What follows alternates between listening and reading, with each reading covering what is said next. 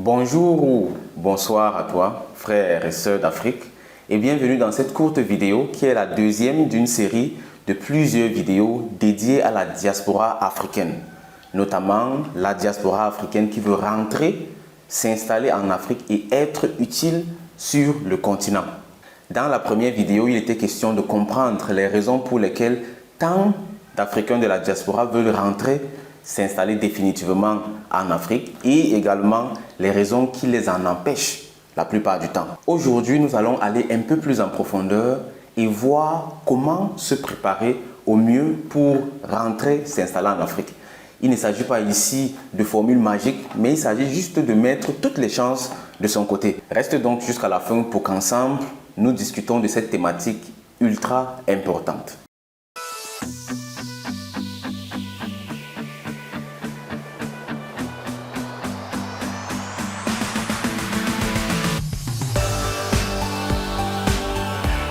Je suis Zangué Nelson, copromoteur du CAA, le complexe agro-industriel d'Afrique, qui est un projet panafricain majeur avec pour objectif principal de redonner à l'Afrique ses lettres de noblesse à travers une agro-industrie saine, c'est-à-dire transformer ce que nous produisons et consommer ce que nous transformons. Nous sommes actifs sur le terrain depuis plusieurs années déjà et nous concentrons nos activités principalement sur les Africains de la diaspora parce que nous sommes également des produits de la diaspora. Bien entendu, c'est toujours en collaboration avec nos frères et sœurs d'Afrique restés sur le continent. Car sans l'apport de tout un chacun, sans un travail main dans la main, rien n'est possible. Allons donc droit au but de notre thématique d'aujourd'hui, à savoir comment préparer son retour en Afrique.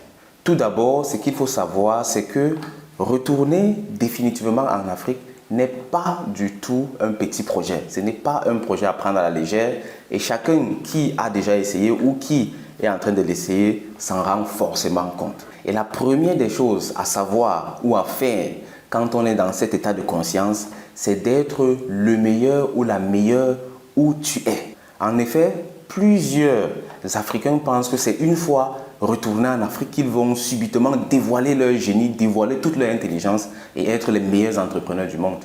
Ça ne se passe jamais comme ça. Si toi, Africain, toi, Africaine, veux rentrer en Afrique, faire de l'entrepreneuriat, tu dois déjà être entrepreneur où tu es. Parce qu'il n'y a pas plus facile que d'être ce que tu veux être où tu es. C'est-à-dire si tu es en Europe, en Occident, aux États-Unis ou n'importe où ailleurs et que c'est l'entrepreneuriat en Afrique qui t'intéresse, sois déjà entrepreneur là-bas. Parce que si tu ne parviens pas déjà à être entrepreneur où tu es personnellement, ce n'est pas en Afrique où tu as accumulé beaucoup de manquements avec le temps que tu vas être le meilleur ou la meilleure. Ça, c'est un premier point à prendre très au sérieux. Sois le meilleur ou la meilleure où tu es. Au mieux dans le domaine où tu veux exercer en Afrique, mais si ce n'est pas possible, sois juste le meilleur. Si c'est l'entrepreneuriat que tu veux faire en Afrique, sois entrepreneur déjà où tu es.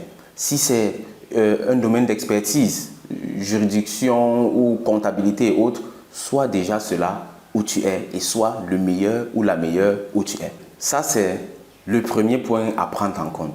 Le deuxième point à prendre en compte, c'est de ne jamais perdre le contact à l'Afrique. Il y a beaucoup de personnes, malheureusement, beaucoup de personnes de la diaspora qui font 5 ans, 6 ans, 10 ans sans remettre les pieds en Afrique. Mais ils rêvent tout de même de rentrer un jour en Afrique et d'être bien là-bas, d'être à l'aise, de réussir en Afrique. C'est impossible. L'Afrique est certes notre terre natale, l'Afrique c'est certes ton continent, mais l'Afrique évolue. L'Afrique change, les mentalités changent, les mentalités évoluent. Et quand tu quittes l'Afrique, tu perds ta place en Afrique. Quand tu quittes l'Afrique pour aller à l'étranger, tu perds ta place en Afrique. Et d'ailleurs, même le lit sur lequel tu dormais à la maison n'est plus le tien. Quelqu'un d'autre l'occupe. Et c'est pareil dans tous les domaines en Afrique. Et c'est pareil dans tous les autres domaines. Ce qui fait que si tu prétends vouloir rentrer en Afrique et y être actif et y avoir du succès, tu dois toujours maintenir le contact à l'Afrique. Rentre régulièrement en Afrique, voir l'état des activités, voir l'état des choses. Maintiens un contact continu en Afrique, que ce soit en y allant personnellement ou en y menant certains projets.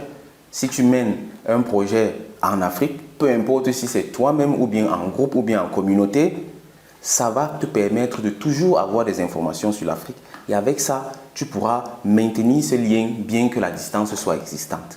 Dans tous les cas, tu dois en tenir compte si tu prétends vouloir rentrer en Afrique, un de ces quatre, et y avoir du succès. Ça, c'était le deuxième point à prendre en compte. Le troisième point à prendre en compte est un peu similaire au deuxième, mais il est nécessaire de le mentionner à part entière. Il faut rentrer régulièrement en Afrique, que ce soit dans ton pays d'origine ou ailleurs, rentre régulièrement en Afrique. Parce que juste le fait d'aller sur place, de mettre tes pieds en Afrique, de respirer l'air de l'Afrique, ça te reconnecte à tes origines, ça te reconnecte à ton fort intérieur et ça te revitalise. Et avec ça, tu vas avoir toujours plus d'énergie, toujours plus d'inspiration pour préparer ton retour en Afrique. Et c'est peut-être pendant l'un de ces voyages que tu vas même découvrir réellement ce que tu feras en Afrique une fois de retour, ou du moins qui t'aidera à mieux te préparer. Donc ça, c'est un point à prendre très au sérieux, à savoir rentrer régulièrement sur place en Afrique, pas forcément dans ton pays d'origine, mais n'importe où ailleurs, pourvu que ce soit en Afrique. Le quatrième et avant-dernier point de cette série de suggestions, c'est celui de ne pas jouer à l'expert. Ne pas jouer à l'expert. Beaucoup d'Africains de la diaspora, malheureusement, jouent à l'expert. Ils ont l'impression que parce qu'ils sont allés à l'extérieur, qu'ils ont fait de longues études, qu'ils ont travaillé, qu'ils aident la famille, que pour toutes ces raisons, ils sont un peu supérieurs aux autres. Ce n'est pas du tout vrai. Et ceux qui s'adonnent à ce genre de jeu se cassent obligatoirement la face contre le mur. On ne joue pas à l'expert quand on va en territoire inconnu. Parce que oui, il faut le reconnaître, peu importe ton degré d'expertise, peu importe ton degré d'expérience, quitter l'Europe pour venir en Afrique, s'installer définitivement, c'est une aventure. C'est une aventure en terre inconnue. Et on doit être le plus humble possible, on doit être le plus discret possible, on doit avoir les oreilles très grandement ouvertes et écouter, apprendre, apprendre et apprendre. Et ne pas jouer à l'expert, ça c'est très important et même extrêmement important parce que ça concerne beaucoup d'Africains de la diaspora. Le cinquième et dernier point à prendre en compte, c'est celui d'avoir un mentor. Il faut avoir un mentor, c'est-à-dire quelqu'un qui est sur le terrain et qui a du succès, au mieux dans le domaine où tu veux exercer. Ça, c'est très important dans tous les domaines de la vie en fait. Parce que même quand on regarde les autres domaines d'activité, dans le sport par exemple, quand un sportif est de haut niveau, il a toujours un entraîneur, il a toujours un coach. Partout, dans toutes les disciplines, même dans l'enseignement, les personnes qui font des doctorats par exemple et autres, ils ont toujours des mentors, des coachs qui leur montrent le chemin. En entrepreneuriat, ça doit être pareil. Il te faut un mentor, surtout quand il s'agit de quitter la diaspora pour aller t'installer en Afrique. Tu dois avoir quelqu'un sur le terrain qui s'y connaît. Si tu ne connais pas directement quelqu'un qui est haut placé, qui est bien placé, demande autour de toi. Tu as certainement des amis qui ont déjà fait le pas ou qui s'en sortent pas mal en Afrique. Et de fil en aiguille, tu atteindras donc les bonnes personnes. Et c'est une fois de plus la raison pour laquelle il faut être humble et ne pas jouer à l'expert. Parce qu'un expert n'est pas prêt à apprendre. Un expert, c'est quelqu'un qui connaît tout et qui enseigne juste aux autres. Pourtant, ça n'existe pas, ce n'est pas possible, du moins pas dans l'entrepreneuriat.